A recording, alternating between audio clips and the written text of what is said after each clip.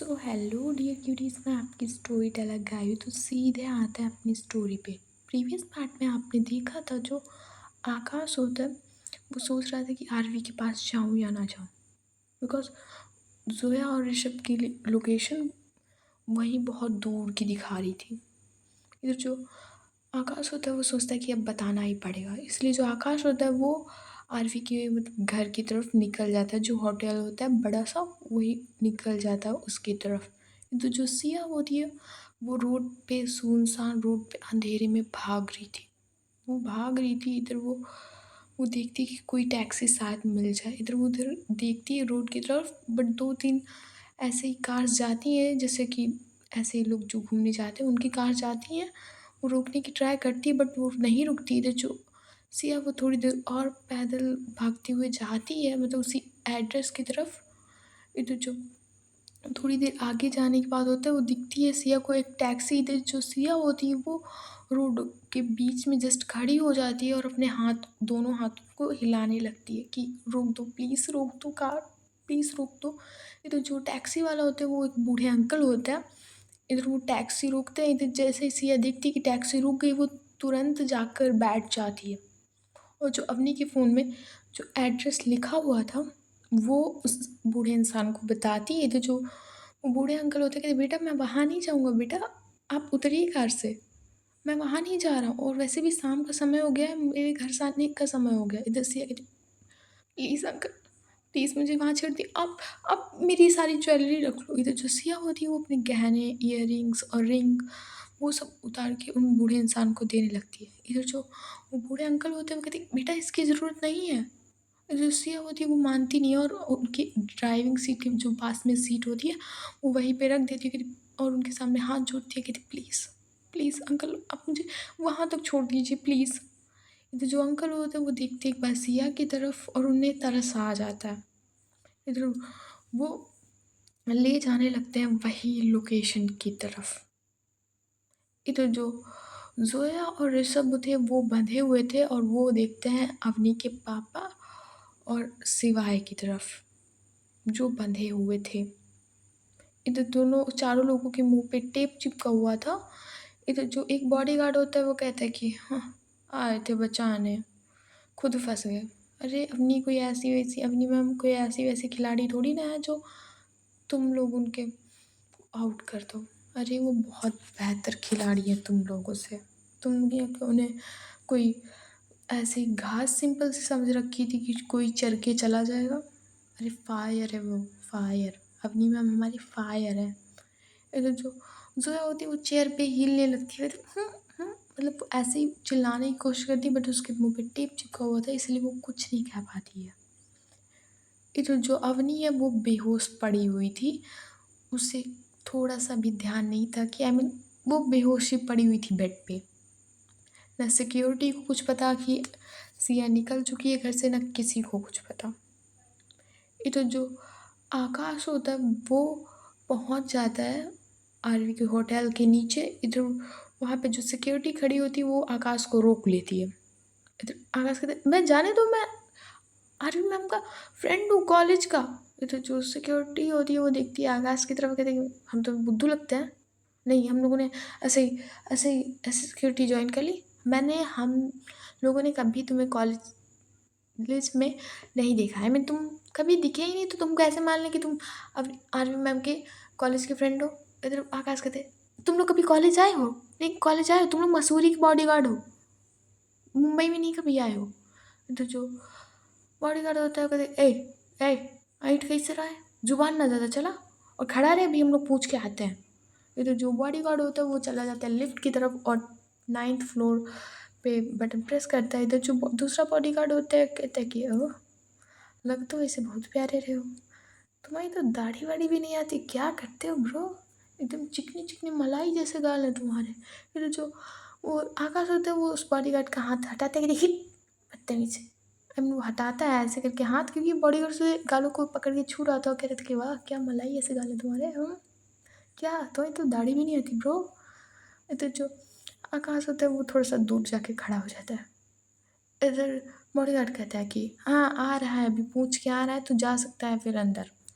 इधर जो बॉडीगार्ड होता है वो जाता है ऊपर, और आरवी और काशवी कभी कहीं दिख नहीं रहे थे, तो इसीलिए वो सीधे वो जो आरवी की मम्मी खड़ी होती है जानवी, उनके पास जाता है और कहता है कि मैम, एक लड़का है, वो कह रहा है कि वो आरवी मैम के कॉलेज का फ्रेंड है और वो कुछ इम्पोर्टेंट बात बताना चाहता है। फिर जो जानवी होती है वो कहती है कि चलो हम आते हैं, देखते हैं क्या इम्पोर्टेंट बात है। इधर जो जानवी होती है वो उस बॉडीगार्ड के साथ जाने लगती हैं। इधर जो जानवी वो नीचे जाती हैं और देखती हैं आकाश की तरफ। उन्होंने आकाश को कभी नहीं देखा था। आई थिंक थोड़ा थोड़ा धुंधला सा याद आता है कि उन्होंने आकाश को काशवी की शादी में देखा था, बट उन्हें कंफर्म नहीं याद था। इधर वो देखती है आकाश की तरफ, कहती तुम कौन, मैंने तुम्हें तो कभी देखा नहीं है। इधर आकाश आप मुझे देखती कैसे, मैं आरवी के कॉलेज का फ्रेंड हूँ। आपने मुझे कैसे देखा होगा? आप तो मसूरी में रहती है, मैं मुंबई में रहता हूँ, तो आप कैसे मुझे देखती। इधर जो जानवी होती है वो इतनी देख रही थी आकाश की तरफ, कि इतनी जल्दी कैसे बोल सकता है ये। डरना चाहिए मुझसे। इधर जो जानवी होती है वो कहती है नहीं मिल सकते तुम आरवी और काशवी से। इधर जो आकाश होता है कहते इम्पॉर्टेंट बात मुझे बतानी है, प्लीज़ मुझे मिलने दीजिए। इधर जो जानवी होती है वो एक बार देखती है आकाश की तरफ और फिर देखती है बॉडीगार्ड की तरफ और कहती है नहीं आने देना है इसे। समझ गए ना? नहीं आने देना है। देखो जो जानवी होती है वो चली जाती हैं और फिर से लिफ्ट में बैठती हैं और सीधे चली जाती हैं अपने 9th फ्लोर की तरफ। जैसे तुमको पता है कि 8th फ्लोर पर मतलब वो ऐसे ही जो टूरिस्ट आते हैं उनके लिए है, और 9th और 10th फ्लोर पर इन लोगों का घर है। इधर जो जानवी होती है वो इतना कहकर चली जाती है। इधर जो बॉडीगार्ड होता है वो देखते हैं आकाश की तरफ, कहते हैं अब निकलना। अब जब जानवी मैम ने मना कर दिया पहचानने से, तो तुम क्या, चल निकल यहाँ से चल। तो जो आकाश होता है वो थोड़ा सा चला जाता है दूर, पर वो जाता नहीं है, उसे किसी भी हालत में बताना था, इसीलिए जो आकाश होता है वो खड़ा रहता है वहाँ पे और वो वेट कर रहा था कि बॉडीगार्ड कब हटे बॉडीगार्ड। तो जो बॉडीगार्ड होता है वो नहीं हट रहा था गेट से। इधर जो आकाश होता है वो देखता है इधर उधर, जो मतलब टूरिस्ट आ रहे थे वो उधर साइड मतलब बाहर के साइड चले जाते हैं, बट इधर जो लिफ्ट थी उनके साइड ज़्यादा कोई जा नहीं रहा था। इन लोगों की लिफ्ट अलग थी कि फैमिली मेम्बर्स अलग लिफ्ट में जाएंगे, वहाँ पे जाने को किसी को परमिशन नहीं थी। इसलिए जो आकाश होता है वो जाता है, जो वो लोग होते हैं कि नहीं, जो लोग बार और अपने रूम की तरफ जाते हैं जो 8th फ्लोर तक इनके बुक रहते थे, सो वो उन्हीं की तरफ चला जाता है और वो दूसरी लिफ्ट से जाता है 9th फ्लोर पे। इधर वो जाता है 9th फ्लोर पे और वो इधर उधर देखता है जहाँ पे थोड़े से बॉडीगार्ड्स खड़े हुए थे, इसीलिए जो आकाश होता है वो सोफे के पीछे छिप जाता है और बैठे बैठे आगे बढ़ रहा था। इधर उसे ये आवाज़ आती है काशवी की। इधर जो काशवी होती है वो कहती है मेरे रूम में सफाई किसने की नहीं की, ये बेडशीट किसने नहीं चेंज की। इधर जो एक सर्वेंट होती है वो कहती है मैम, मैं भूल गई थी, मुझे याद नहीं रहा कि आपने कहा था कि बेडशीट चेंज कर देना, आई एम सॉरी मैम। इधर जो काशवी होती है तुम्हें समझ में नहीं आता कि कहा था कि डेली बेडशीट चेंज कर दिया करो। इधर जो वो सर्वेंट होती है कहती सॉरी मैम सॉरी। इतना कहकर जो सर्वेंट होती है वो रूम में चली जाती। इधर जो आकाश होता है वो देखता है काशवी की तरफ और वो बढ़ने वाला था, तभी जो आरवी है वो काशवी से कुछ बात करने के लिए आ जाती है। तो जो आकाश था वो खुश हो रहा था कि हाँ दोनों लोग मिल गए पास में। इधर जो आकाश होता है वो भागते हुए जाता है। इधर जो बॉडीगार्ड होता है वो देख लेते हैं आकाश को कि हाँ ये लड़का भागते हुए जा रहा था। इधर जो बॉडीगार्ड होते हैं वो उसे पकड़ लेते हैं। इधर जो काशवी और आरवी होते हैं वो देख लेते हैं कि आकाश आया है। इधर जो आरवी होती है कहते छोड़ो उसे, छोड़ो उसे। ये तो जो बॉडीगार्ड होते हैं वो देखते हैं आरवी की तरफ और छोड़ देते हैं उसे। जो आकाश होता है वो भागते हुए आता है। इधर ये सब देख रही थी जानवी। जानवी ये सब देख रही थी कि ये लड़का आया है आरवी के पास। इधर जो आकाश होता है कहते आरवी मुझे एक इम्पॉर्टेंट बात बतानी, प्लीज़ चलो ना इधर, चलो ना प्लीज़, अकेले में मुझे बात करनी है तुमसे। इधर जो काशवी होती कहती मैं तो चल सकती हूँ ना। इधर जो आकाश होता कहते हाँ तुम चल सकती हो। इधर जो आरवी और काशवी और आकाश होते हैं वो चले जाते हैं एक कोने में, बट जानवी थी वो उनकी बातें सुन रही थी, कान लगाकर छिपकली जैसे चिपकी हुई दीवार पे वो सुन रही थी इनकी बातें। ये तो जो आकाश होता है वो कहता है कि सिया ने अपनी मर्जी से शादी नहीं की थी अरवी, उसको मजबूर किया गया था, उसके पापा और भैया को किडनैप कर लिया गया था। उसकी मर्ज़ी से शादी नहीं हुई थी आरवी। ये तो जो काशवी उसकी तो सिट्टी-बिट्टी गुल उसके पैरों से ज़मीन खिसक चुकी थी। आई मीन वो सिया को इतना ब्लेम कर रही थी इतने दिनों से वो उसने इतना अपनी भाभी को परेशान किया था कि उसके पैर से ज़मीन खिसक जाती है। इधर जो आरवी होती है वो आकाश की तरफ देखती है और कहती तुम्हें कैसे पता? तुम्हें कैसे पता? इधर जो आकाश होता है वो कहता है कि मुझे पता है, मुझे हम लोग गए थे सिया के घर, मैं लड़की बन के गया था तो सिया ने मुझे सब बता दिया था, बट जो ज़ोया ने तो हमें बताने से मना किया था कि जब काशी को भरोसा ही नहीं तो मैं क्यों, ऐसे उसका दिमाग वैसे भी खाली है और मैं उसकी हेल्प लेना नहीं चाहती, इसलिए मैं उसने मुझे कुछ बताने नहीं दिया। प्लीज़ चलो ना, ज़ोया भी लगता है कि उसी के कब्ज़े में है और ऋषभ भैया भी उसी के कब्ज़े में है। प्लीज़ हेल्प की ज़रूरत है तुम्हारी, तुम ही अब सँभाल सकती हो सब कुछ। इधर जो आरती होती है वो कुछ अब सुनती नहीं है और सीधे जाती है अपने रूम में और वो बेड बॉक्स खोलती है और उसमें गन पड़ी हुई थी। इधर वो बेड बॉक्स खोलती है उसमें से गन निकालती है तो जो काशवी थी उसकी तो चढ़ बजी थी। आई मीन इतने दिनों से जो कुछ करने को मौका नहीं मिला था और इतने दिनों से जो सिया पे चिल्ला रही थी, आई मीन उसे गलत समझ रही थी, उससे एक और मौका मिल गया था आई मीन चढ़ने का। इधर जो आकाश होता है वो देखता है काशवी की तरफ जो गन लेने जा रही थी, इधर जो आकाश होता है वो कहते कि जोया भी उसी के कब्जे में है और वो तुमसे नाराज़ भी है। इधर जो काशवी होती है वो कहती क्या नाराज़, हाँ मैं उससे नाराज़, अरे मेरे से नाराज़ नहीं रह सकती, पति हूँ मैं उसकी। और इतना का जो काशवी होती है वो चली जाती है आरवी के कमरे में और उसी में से बेड बॉक्स में से गन निकालती है और इधर ये लोग उतर रहे थे सीढ़ियों से। इधर जो आकाश होता है वो भी पीछे पीछे भागते आ रहा था। इधर जो आरवी वो देखती है बॉडीगार्ड्स की तरफ जितने लोग घर में खड़े हुए थे और कहती कि चलो मेरे साथ। इधर जो बॉडीगार्ड्स होते वो लाइन लगा कर पीछे जा रहे थे। इधर जो आरवी और काशवी हाथ में गन पकड़े हुए जा रही थी।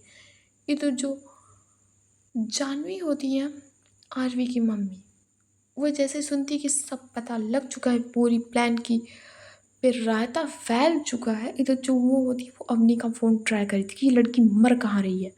इधर वो बार बार अवनी का फ़ोन ट्राई करती हैं, बट जो अवनी का फ़ोन था वो पड़ा हुआ था बेड पे, बट जो अवनी थी वो बेहोश थी, सो उसके पास कॉल नहीं जा रही थी। आई मीन जा रही थी, बट जो अवनी है उसे होश नहीं था, सो वो कॉल नहीं पिक कर पा रही थी। और जानवी के पास और किसी का नंबर नहीं था, इसलिए वो कॉल नहीं करती हैं। बट थोड़े टाइम बाद जब अपनी फ़ोन उठाना बंद कर देती है तो वो कॉल करना बंद कर देती हैं। इधर उनके दिमाग में कुछ समझ में नहीं आता कि मैं क्या करूँ अब? क्या मैं करूँ अब? इधर जो जानवी है वो थोड़ा सोचती हैं और इधर वो किसी को कॉल करती है कि समझ गए ना कि तुम्हें क्या करना है? इधर जो वो एक इंसान होता है कहता है कि मैम वो लोग नीचे ही आ रहे हैं। इधर जानवी कहती है कुछ भी करो पर अभी करो, कुछ भी करो, समझ में आ रही है? कुछ भी करो तुम। इधर जो वो इंसान होता है 2-3 वो कहते हैं अभी मैम हो जाएगा, हो जाएगा। इतने में जो वो इंसान होता है वो जो कार्स खड़ी हुई थी सारी की सारी उसकी पेट्रोल टंकी में होल कर देते हैं। आई मीन वो जानवी की बॉडीगार्ड होता है, वो कुत्ते नहीं होते कि हम अपने पालेंगे तुम अपने पालना। इसलिए जानवी ने भी कुछ कुत्ते पाल रखे थे बॉडीगार्ड्स के नाम पे, तो वो होल कर देते हैं इनकी कार में। इधर जो अवनी है आई मीन जो आरवी है और काशवी वो अपनी-अपनी कार में बैठते हैं और इधर बॉडीगार्ड्स भी होते हैं कुछ-कुछ अपनी कार में बैठते हैं और सीधे इनकी कार निकल चुकी थी। वहीं जो आकाश होता है उन्हें लोकेशन बताता है ज़ोया और ऋषभ की। इधर जो आरवी और काशवी होता है वो उसी लोकेशन की तरफ बढ़ रहे थे। इधर जो काशवी होती है वो कहती है कि अरे यार मेरी गलती नहीं थी, मुझे लगा था कि भाभी जानबूझ के उस अवनी से शादी करी थी, मेरी गलती नहीं है। ये तो जो आरवी होती है वो देखती काशवी की तरफ, वो कहती कि वही बात वो बताने आई थी कि उसकी मजबूरी थी शादी करने की। नहीं, तुम्हें तो अपने घमंड में चूर रहना होता, कैसे तुम्हें समझ भी नहीं आता है। और ना तुमसे तो मैं बाद में निपटूंगी, पहले मैं सिया को बचा लूँ, फिर तुमसे तो मैं बाद में निपटूंगी, तुम्हें तो अच्छे से देखूंगी। तुम्हारी वजह से मेरी सिया इतनी तकलीफ में, उस दिन तुमने उसकी पार्टी में सुन ली होती तो आज ये नौबत ही नहीं आती, मैं तभी उसको बचा लेती। सिर्फ तुम्हारी वजह से सारी गड़बड़ हुई है। और मैं तुम्हें तो बाद में देखती हूँ, और मैं तुम्हें क्या देखूंगी, तुम्हें तो सोया अच्छे से देखेगी। तुम जितना कुछ करना हो कर लो, तुम्हें तो मैं बताती हूँ। एक बार सिया मेरे पास आ जाए फिर तुम्हें बताती हूँ मैं। इतना कि जो आरवी होती है वो तेज कार चला रही थी, इधर जो काशी होती कहती सॉरी, मैं भाभी से पैर पकड़ लूँगी उनकी, कहती भाभी सॉरी, मुझे माफ़ कर दो, आपके देवर की इतनी भी बड़ी गलती नहीं, मैं माफ़ी मांगूंगी, मैं नाक रगड़ लूँगी उनके सामने। अरे मैं पैर पकड़ के पूरे दिन घूमूंगी उनकी कि भाभी प्लीज़ माफ़ कर दो। इधर जो आरवी होती कहती जो कुछ करना है उसके साथ करना। हाँ, अब पहले मैं बचा लूँ फिर मैं तुम्हें देखूँगी, वो भले माफ़ कर दे, मैं तुम्हें बताती हूँ कायदे से, तुम्हें ना डंडे से कूटूँगी। इधर जो अरबी होती है वो अब फिर से अगेन फोकस करती है कार चलाने पे। इधर जो काशी होती है वो उसको गिल्ट था यार, उसको गिल्ट था। इधर जो अवनी होती है वो भी बेहोश पड़ी हुई थी बेड पे। इधर जो विकास और सिया के मम्मी पापा और अवनी के मम्मी पापा होते हैं वो पहुंचने ही वाले थे मसूरी पर, अचानक से उनके टायर का हवा निकल जाती है, पता नहीं कैसे उनकी टायर की हवा निकल जाती है। और इधर जो सिया के पापा होते हैं वो कहते क्या हुआ क्या हुआ। इधर जो विकास होता है और रोहन होता है वो कहते कि अंकल कुछ नहीं, लगता है कि टायर पंचर हो गया है। इधर जो सिया के पापा होते हैं कहते अब क्या करें। इधर जो रोहन होता है वो कहते कि अंकल यहाँ पे तो कैब भी नहीं आएगी। इधर जो रोहन होता है जो विकास होता है क्या करे अब। इधर जो अवनी की मम्मी होती है वो कहती कि करना क्या है, देखते हैं कोई टैक्सी वैक्सी मिलती है कि नहीं मिलती है, वरना किसी मैकेनिक को फ़ोन करके बुलाओ। इधर जो रोहन होता है वो कहते कि यहाँ मैकेनिक कहाँ मिलेगा मुझे, यहाँ के मैकेनिक का नंबर भी नहीं मेरे पास, और टैक्सी तो मुश्किल है कि इतनी शाम को भी टैक्सी मिले। इधर जो सिया के पापा होते हैं वो कहते हैं कि अब पैदल चलें क्या, वैसे ज़्यादा दूर नहीं है, 1 घंटे लगेगा हम लोगों को पहुँचने में। इधर जो रोहन और विकास होते हैं वो कहते हैं ठीक है, अब कोई ऑप्शन भी नहीं है और अगर रास्ते में कोई टैक्सी मिली तो हम लोग बैठ जाएंगे। इधर जो सिया के मम्मी पापा होते हैं, अवनी की मम्मी होती है, ये लोग उतरते हैं कार से, पैदल चलने लगते हैं क्योंकि टैक्सी इतनी शाम को मसूरी में कहीं कहीं पे नहीं चलती हैं। इसलिए जो ये लोग होते हैं वो उतर जाते हैं और कहीं रास्ते में मिलेगी तो बैठ लेंगे, इन्होंने ये प्लान बनाया था।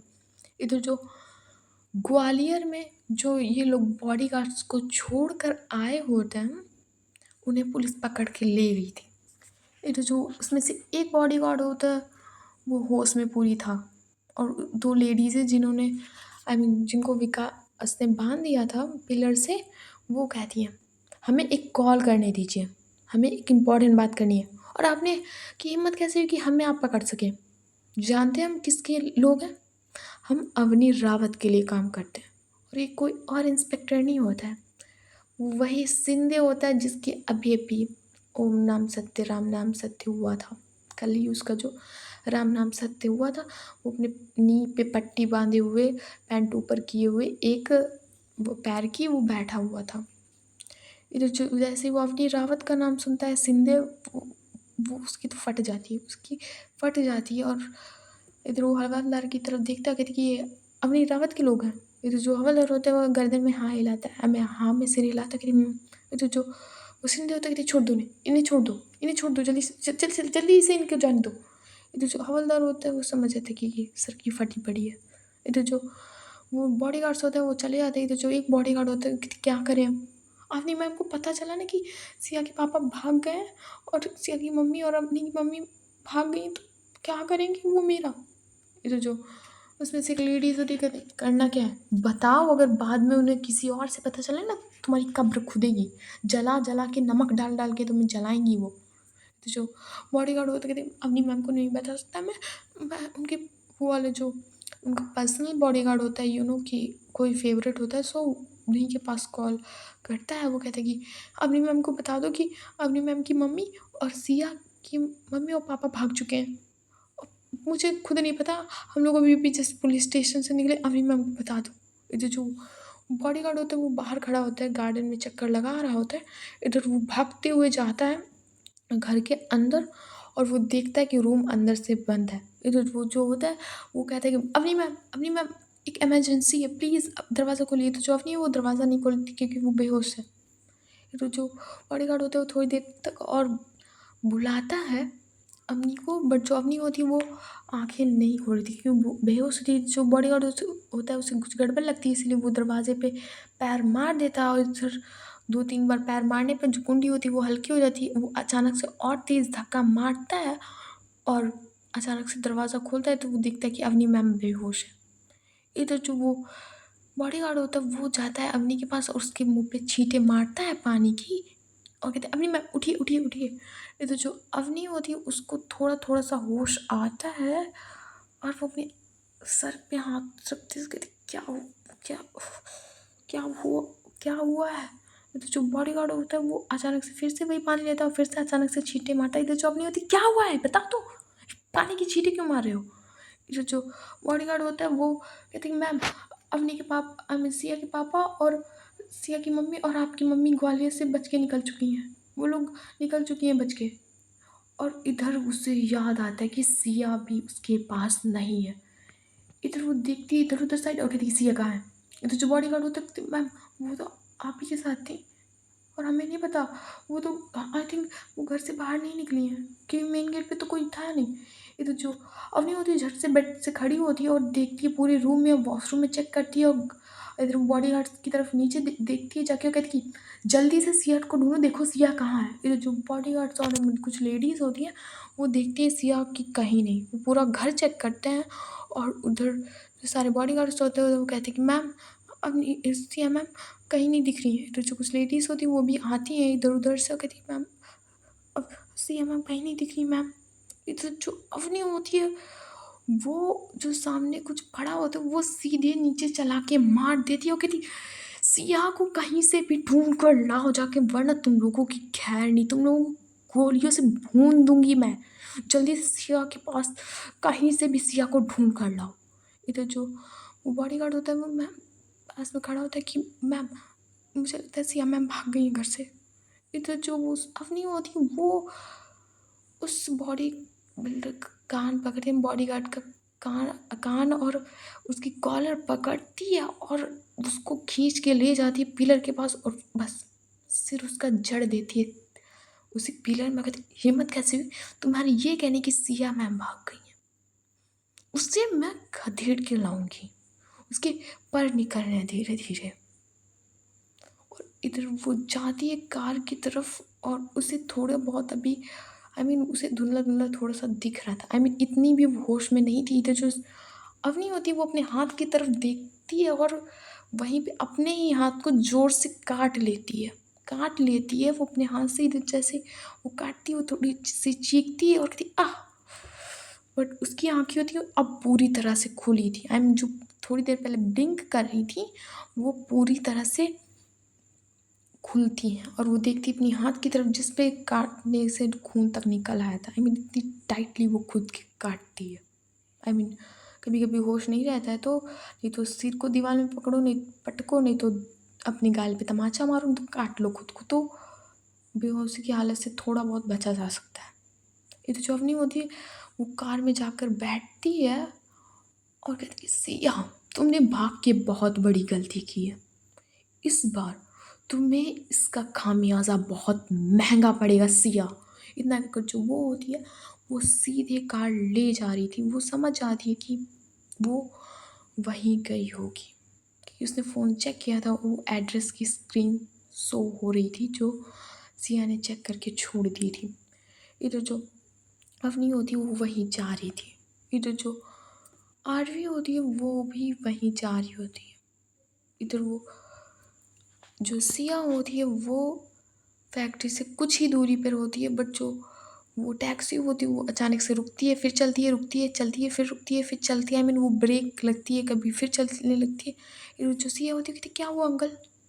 फिर जो अंकल होते कहते बेटा शायद कार में पेट्रोल ख़त्म हो गया है। मैंने भरवाया था सुबह को, मुझे घर जाने के लिए इतना पेट्रोल था पर अब शायद नहीं रहा है। फिर जो सिया होती है वो कुछ कहती नहीं कि बिकॉज़ पेट्रोल तो सच में उसे दिख रहा था कि ख़त्म हो गया। इधर जो सिया है वो अपने सारे गहने थे वो जो आगे रखे होते वो उसकी तरफ ध्यान भी नहीं देती और सीधे उतरती है और कहती है थैंक यू। इधर की जो सिया होती है वो पैदल ही जाने लगती है। इधर जो वो बूढ़े अंकल होते हैं वो देखते हैं सिया की तरफ।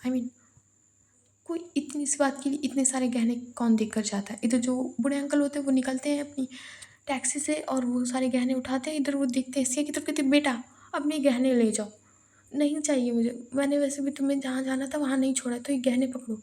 तो जो सिया होती है वो कहती है रख लीजिए अंकल, मुझे देर हो रही है। अब क्या आप बता सकते हैं कि यहाँ पे वो वाली फैक्ट्री कहाँ पे? इधर जो अंकल होते हैं वो वहीं दूर से खड़े होके इशारा करते थे कि वहाँ है, तो इधर से थोड़ी दूरी पे 3-4 किलोमीटर आगे है वो फैक्ट्री। इधर जो सिया होती हुई थी, थैंक यू, इतना क्या, जो सिया होती वो उसी फैक्ट्री की तरफ भागते हुए जा रही थी। इधर जो आरवी होती वो भी कार चलाते हुए जा रही थी, बट अचानक से उसकी कार और 2-3 बॉडीगार्ड्स की जो कार्स आ रही थी वो रुक जाती हैं। वो रुक जाती हैं।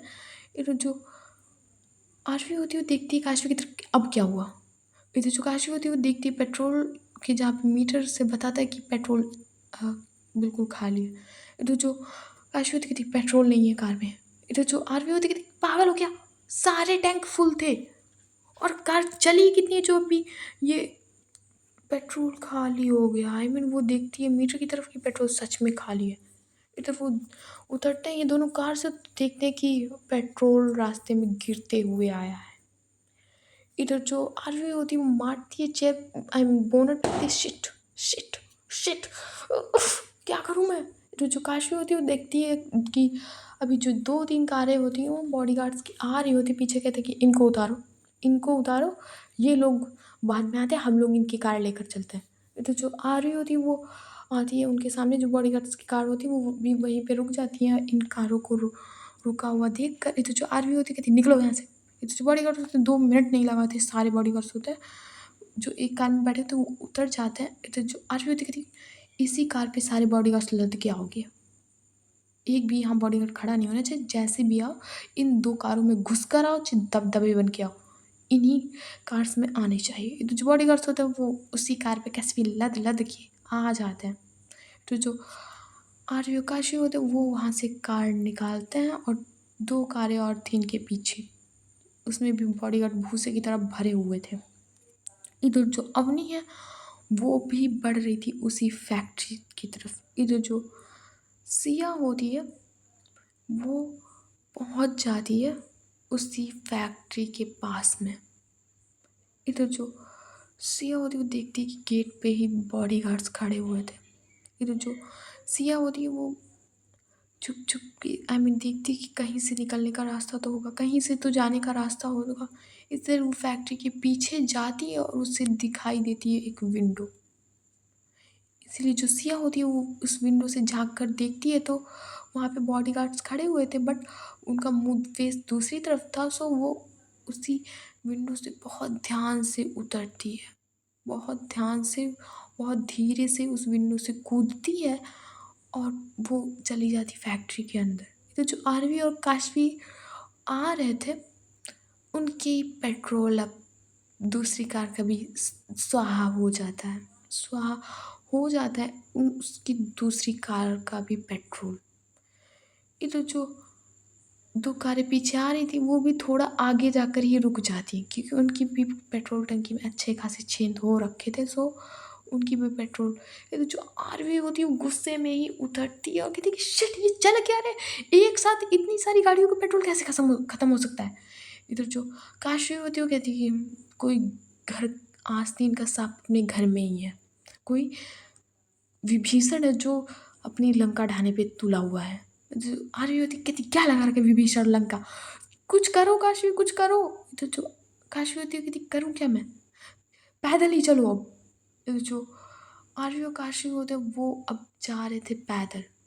इधर जो काशी होती है कहती कि क्या करें यार, एक भी कार नहीं आ रही क्या। इधर जो इधर वो देखती है इधर उधर, एक भी कार नहीं आ रही थी। इधर जो ये लोग होते हैं कुछ बॉडी गार्ड्स होते हैं वो पैदल ही जा रहे थे उसी फैक्ट्री की तरफ। इधर जो आकाश होता है वो कहता है कि लोकेशन दिखना थोड़ा बंद हो रही है, आई थिंक नेटवर्क प्रॉब्लम है। इधर जो आरवी होती यही प्रॉब्लम थी, एग्जैक्टली देखो कि लोकेशन कहाँ पे, जहाँ से नेटवर्क आ रहा है वो एग्जैक्टली देखो लोकेशन कहाँ की है। इधर जो आकाश होता है कहते कि हाँ, यहाँ से थोड़ी ही दूरी पे एक फैक्ट्री है, 4-5 किलोमीटर है, थोड़ी दूरी पे एक फैक्ट्री है, वहीं की लोकेशन दिखा रहा है।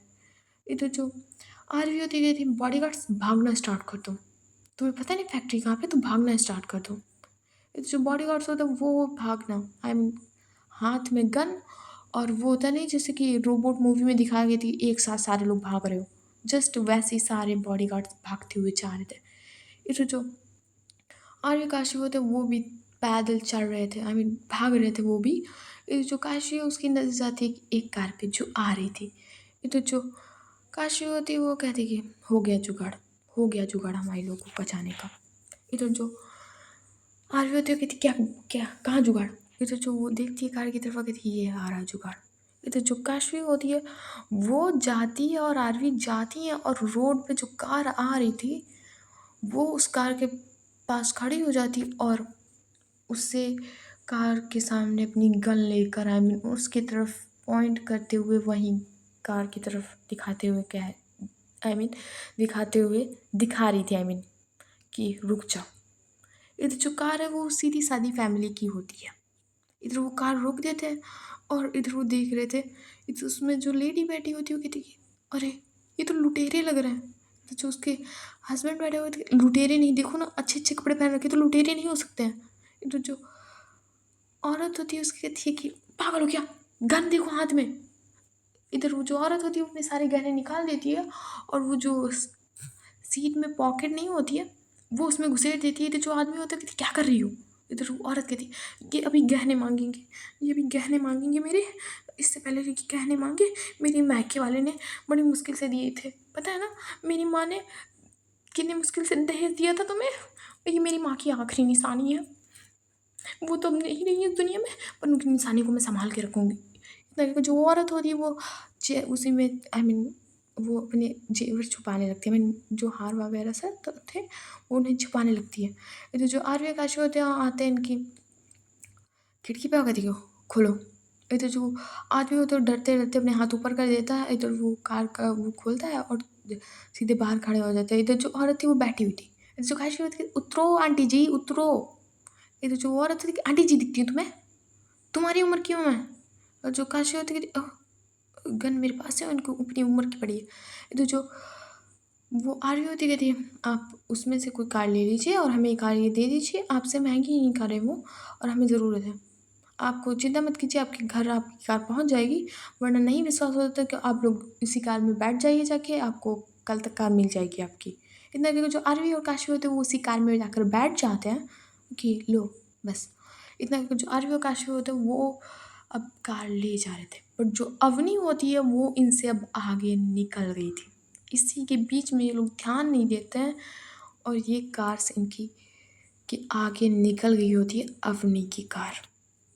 इधर जो सिया होती है वो देख रही थी अपने मम्मी पापा की तरफ, I mean mummy papa sorry अपने भाई की तरफ और अवनी की तरफ, अवनी के पापा की तरफ। और वो देखती है कि जोया और ऋषभ भी अब बंध चुके हैं।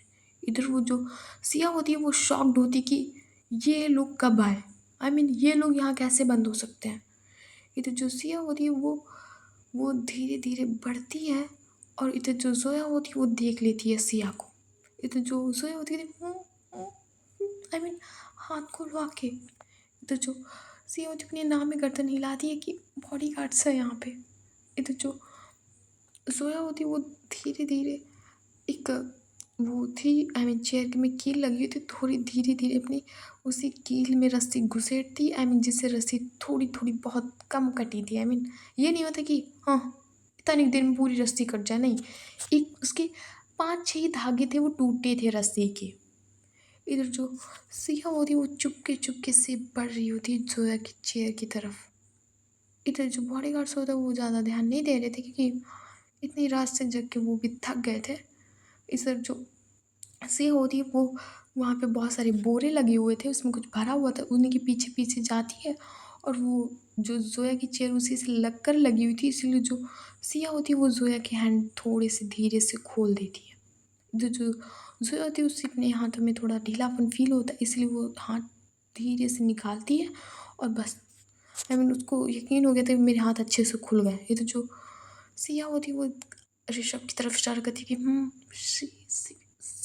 आई मीन वो ऐसे करती है कि इनके मुंह पे अभी भी टेप चिपका हुआ था। तो जो ऋषभ होता है वो देखता है सिया की तरफ और वो अपने तेजी से हाथ हिलाने लगता है पीछे की तरफ। तो जो सिया होती है वो धीरे से हाथ खोलती है ऋषभ के, इधर जो ऋषभ के वो भी हाथ खुल गए होते हैं। इधर जो सिया होती है वो बॉडीगार्ड को देखती है कि अचानक से वो इसी तरफ देखने वाला होता है, तो जो सिया होती है बोरे के पीछे छिप जाती है जाके। इधर जो ऋषभ और जोया के हाथ पूरी तरह से खुल चुके थे।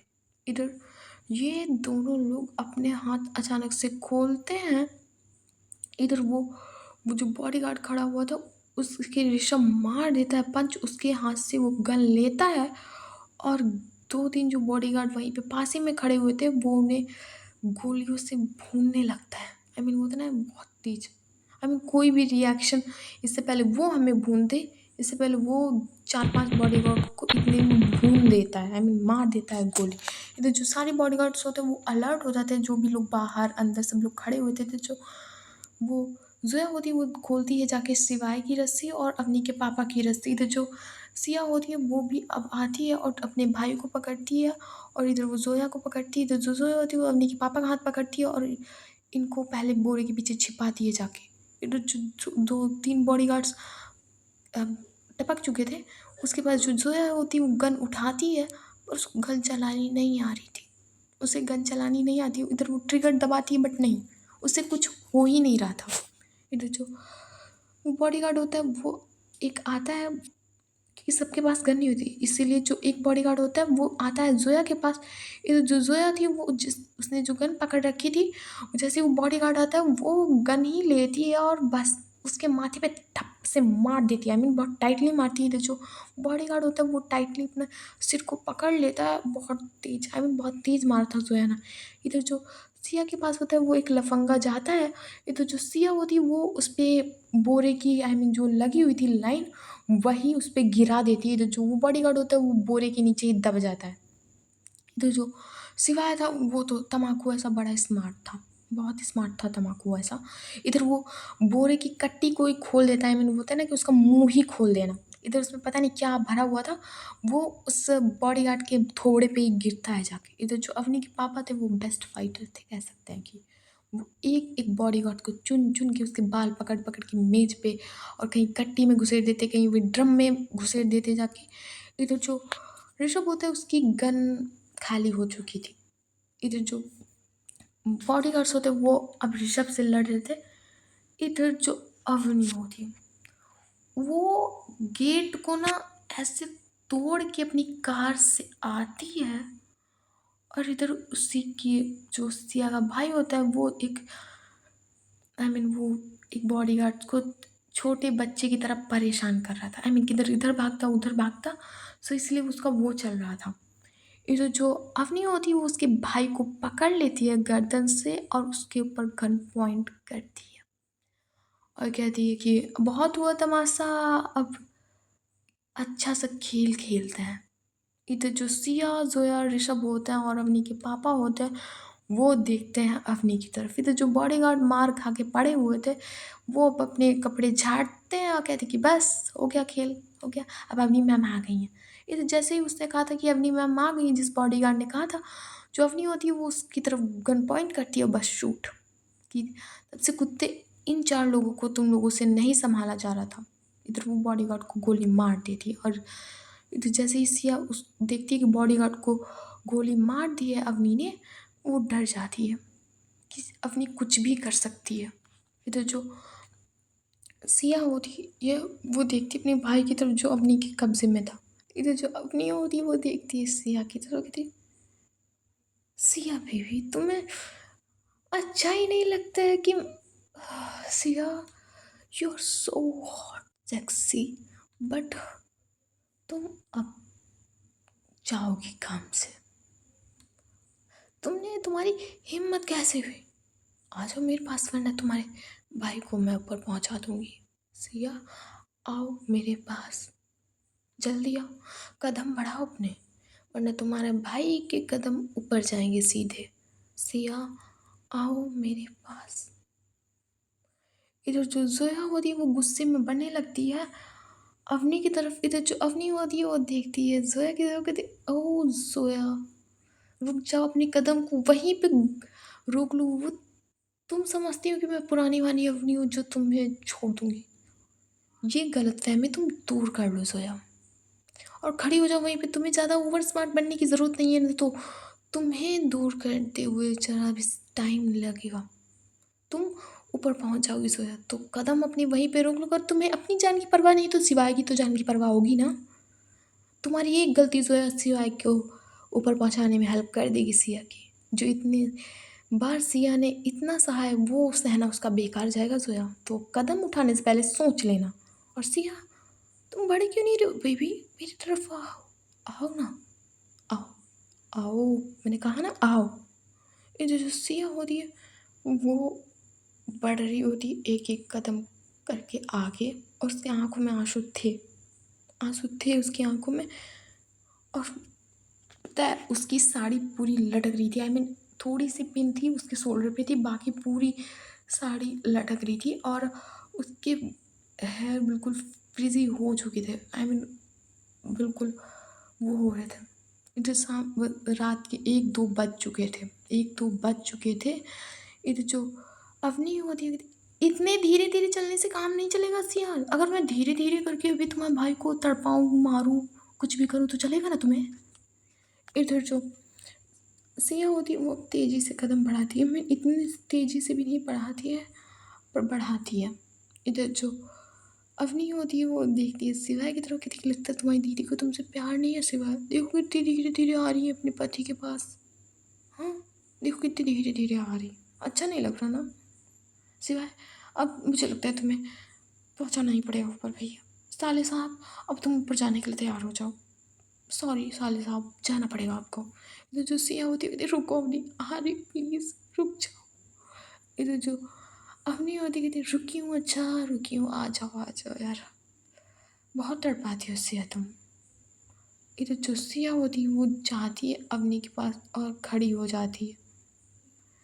इधर जो अवनी होती है वो सिवाय को पकड़ती है और जो कार पास ही में खड़ी होती है उसके अंदर फेंक देती है सिवाय को। इधर वो पकड़ती है सिया का हाथ और बस उसे बोनट पे बिठा देती है। और वो देखती है सोया की तरफ और कहती कि पता है सोया, मैंने ना सिया को पूरी तरह से, जैसे मैंने तुमको बताया कि अपना बना लिया था। बट सिया ने फिर से एक गलती कर दी, उसने मुझे बेहोश कर दिया और यहाँ तुम्हें बचाने के लिए भाग आई। उसने सोचा कि वो मुझे हरा देगी। कितनी भोली हो तुम सिया, मैं तुमको कितनी बार समझाऊं कि तुम समझती क्यों नहीं हो, मैं तुमसे प्यार करती हूँ, तुम पागल हो क्या इतने अच्छे से। तुम्हारी झोली में हर घुसिया डालने की तैयार है पर तुम्हें अच्छा ही नहीं लगता कि मैं कुछ करूँ। अब तुम्हें इसका खामियाजा भुगतना होगा सिया। इतने जो अपनी होती है वो सिया के ऊपर जाती है वो। इधर वो करने वाली थी उसके नेक पे किस सबके सामने, आई मीन बॉडीगार्ड्स भी खड़े हुए थे वहाँ पे, उसके पापा भी खड़े हुए थे, जोया भी खड़ी हुई थी, ऋषभ भी खड़े हुए थे। और जो इधर जोया होती है वो बढ़ने लगती है, तो जो ऋषभ और वो भी उसे रोकने के लिए बने होते हैं, पर जो बॉडीगार्ड्स होते हैं वो पकड़ लेते हैं इन तीनों लोगों को। इधर जो अवनी होती है वो उसके नेक पे किस करने वाली होती है, तभी वहाँ पे एक कार और आकर रुकती है। इधर जो आरवी होती है वो जैसे देखती है अवनी सिया की इतने करीब है, और इधर जैसे काशवी देखती है कि किसी लड़के ने जोया का हाथ पकड़ रखा है, हिम्मत कैसे हुई। इधर जो काशवी है वो उतरती है और इधर आरवी, वो इतने दोनों लोग इतने गुस्से में उतरते। इधर जो आकाश होता है वो भी उतरता है कार से। और इधर जो ये जो आरवी होती है वो गन चला देती है, आई मीन गन में से गोली चलाती है, इधर वो लगती है सीधे अवनी के कार के टायर पे। आई मीन वो सीधे अवनी को फोकस नहीं करती, बाई चांस सिया को लग जाती तो। इधर जो इसीलिए जो आरवी होती है वो सीधे फोकस करती है कार के टायर पे, उसी पे गन शूट कर देती है। इधर जो टायर था वो अचानक से पंचर होता है। इधर जो अवनी होती है जो बोनट पे बैठी होती है, जैसे टायर में से हवा निकलती है, इधर जो अवनी होती है वो गिर जाती है बोनट पे से। इधर जो सिया होती है वो भी गिर जाती है क्योंकि अचानक से टायर जो दगा हुआ था इसीलिए कार एक साइड हो जाती है। इधर जो काशवी होती है वो जो जोया के पीछे एक बॉडीगार्ड उसको पकड़े हुए खड़ा था वो शूट कर देती है। वो सीधे शूट कर देती है और उसका निशाना एकदम पक्का था, बिल्कुल एकदम पक्का लगा था उस बॉडीगार्ड के लगा हुआ था। इधर जो ऋषभ होता है वो भी एक घुमा के पंच मारता है जिसने उस बॉडीगार्ड ने उसको पकड़ रखा था। इधर जो शिवा था वो तो कार में बैठा हुआ था। इधर जो अवनी होती है वो खड़ी होती है और कहती है, ओह तो आ गए तुम्हें बचाने वाले, सिया आ गए। इधर जो सिया थी वो जमीन पे गिरी हुई थी। इधर जो अवनी होती है वो उसे पकड़ती है और उसको टाइटली हग करती है, बैक हग, और उसकी कमर पे एक हाथ रखती है और जो उसने गन अपने पॉकेट में रख ली होती है जो उसने सिवाय पॉइंट की होती है वो कहती है सिया पे पॉइंट। कहती है कि आरवी ये देखो, अगर तुम कुछ भी करोगी तो सिया को। इधर जो अवनी होती है वो सिया को आगे बढ़ा रही थी और उसे ला रही थी सेकंड डोर के सामने जो कार का था।